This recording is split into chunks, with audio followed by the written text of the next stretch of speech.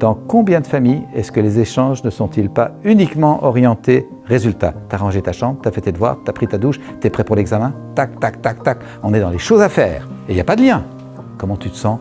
Qu'est-ce que tu vis? Qu'est-ce qui a été joyeux à l'école? Qu'est-ce qui t'enchante? Qu'est-ce qui te désole? Qu'est-ce qui te fout en rage? Quels sont tes rêves? La qualité du lien n'est pas là. Et on s'étonne que les choses à faire ne soient pas faites.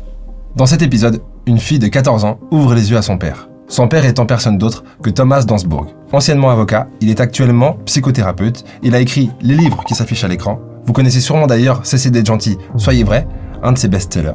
Et pour tout vous dire, cet épisode a littéralement le pouvoir d'améliorer la qualité de toutes vos relations. Emeline, est-ce que tu peux pas changer tes habitudes? Non. Pourquoi? Je veux pas me parler comme ça. Ah, vous m'énervez. Ça me Si vous aussi, vous en avez marre des embrouilles qui partent de rien et qui ne mènent à rien, et que vous avez souvent l'impression d'être incompris, cette vidéo est faite pour vous. Avant la fin de cet épisode, vous aurez le processus exact, en 4 étapes, pour vous faire respecter, être compris et obtenir ce que vous voulez. Ça vous va? On est bien? C'est parti. Et dans l'esprit de la communication non violente, l'idée c'est pas qu'on laisse tout faire, tout au contraire. L'idée c'est que quand le lien est fort, quand il y a du nous, pas juste du je et du tu comme on l'évoquait ce matin, quand il y a du nous, les choses se font. Pas forcément exactement comme on l'avait prévu, mais elles se font d'une façon où chacun se sent respecté et écouté. J'ai eu la situation dans ma propre famille avec une de mes filles. Je n'arrivais quasiment plus à entrer dans sa chambre. Qui n'est pas très grande, on reconnaît. Et donc, je l'invitais à bien vouloir faire sa part dans l'organisation de la maison. Et j'ai une réponse absolument surprenante. Elle m'a dit « Papa, je comprends ton besoin d'ordre dans les pièces communes de la maison. Et c'est vrai que quand je rentre de l'école, elle avait 14 ou 15 ans, le bus, la journée à l'école, le bruit, etc. Arriver que la maison soit en ordre, c'est vraiment apaisant. Et moi, je t'en remercie et je remercie maman également. Toutefois, ma chambre, c'est mon espace à moi, papa.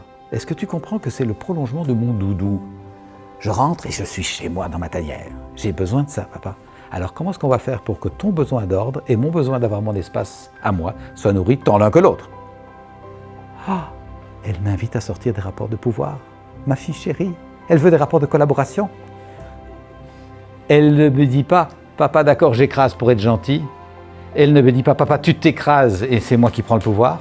On n'est plus dans des rapports de force, on est dans des rapports de collaboration. Je sais pas si vous vous en êtes rendu compte, mais la fille de Thomas là vient d'utiliser les 4 étapes et elle est arrivée à ses fins, donc elle s'est fait respecter, elle a été comprise et en plus elle a obtenu ce qu'elle voulait. Et vous pouvez faire exactement la même chose à la maison. Donc la première étape, observez et citez les faits. Ne vomissez pas vos sentiments et vos émotions, citez simplement les faits. Deuxième étape, exprimez votre ressenti. Troisième étape, exprimez votre besoin. Et quatrième étape, faites une proposition concrète. Par contre, oui, je sais, ça n'a pas l'air sexy au premier abord, et ça a l'air d'être beaucoup plus efficace, et mieux, tout simplement mieux, de répondre avec ses émotions. D'habitude, quand me parler comme ça, je parle doucement, ou pas, je veux pas me parler, je parle comme ça. Quand vous communiquez avec quelqu'un, c'est très bien de dire ce que vous pensez, mais par contre, vous devez aussi vous assurer que la personne comprend ce que vous dites comme vous le dites. Et la communication non violente est très efficace pour ça. La fille de Thomas est passée par les 4 étapes. Elle a commencé par citer les faits et créer un point d'entente, en disant qu'elle aussi, elle appréciait beaucoup l'ordre et le rangement lorsqu'elle revient de l'école, mais que pour elle, sa chambre, c'est comme l'extension de son doudou, c'est son cocon. Et juste après avoir dit ça, elle dit bien « et j'en ai besoin ». C'est ma zone personnelle vitale. Et droit derrière, elle demande à son père du coup de lui faire une proposition concrète, mais elle structure la question en disant bien sûr en respectant ton besoin et le mien. Donc la question est tellement structurée que c'est carrément une proposition concrète cachée derrière une question. Ce qui donne au père la possibilité d'avoir le dernier mot sans l'avoir.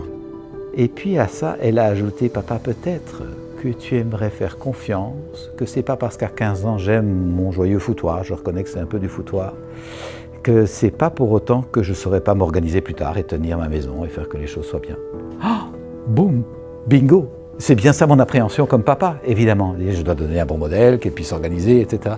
Mais elle me demande juste que je respecte son rythme. Et l'âge qu'elle a. Et les priorités qu'elle a, où effectivement ranger sa chambre n'est pas une priorité. Toutefois, pour les parents qui sont parmi vous, vous savez que l'adolescent, quand il ressort retrouver ses copains, il ordonnance son vêtement d'une façon très calculée. C'est pas par hasard que c'est comme ça. C'est parce qu'il y a les codes qui permettent l'intégration, la reconnaissance dans le groupe. Si vous lui demandez de retrouver quelque chose dans son ordinateur, tac, il trouve d'un coup. Il y a un ordre, il y a un ordonnancement, qui est sans doute différent que celui auquel vous vous êtes habitué, mais ce n'est pas le foutoir pour autant. Ce qu'elle vient de faire, la fille de Thomas, c'est juste parfait. Pourquoi? Parce qu'au lieu de seulement répondre aux arguments de son père, elle répond aussi à la peur qui a généré de l'argument. Le père, avant de faire ses phrases et de lui dire X ou Y, il a des sentiments en lui. Ces sentiments sont convertis en un raisonnement automatique et ça génère du coup les arguments de son père. Mais au lieu de juste répondre à ces arguments, elle a aussi répondu à quelque chose de plus fondamental, ce qui était à la source du coup de ce débat. Et en faisant ça, en fait, elle a tout de suite pu éteindre le feu. La peur que son père avait, qui a généré ce discours, si cette peur est calmée, le débat n'a presque plus lieu d'être. Encore moins si vous avez eu une conversation non violente qui a permis de mettre en avant les besoins de chacun. C'est donc intéressant de remettre en question nos systèmes de pensée.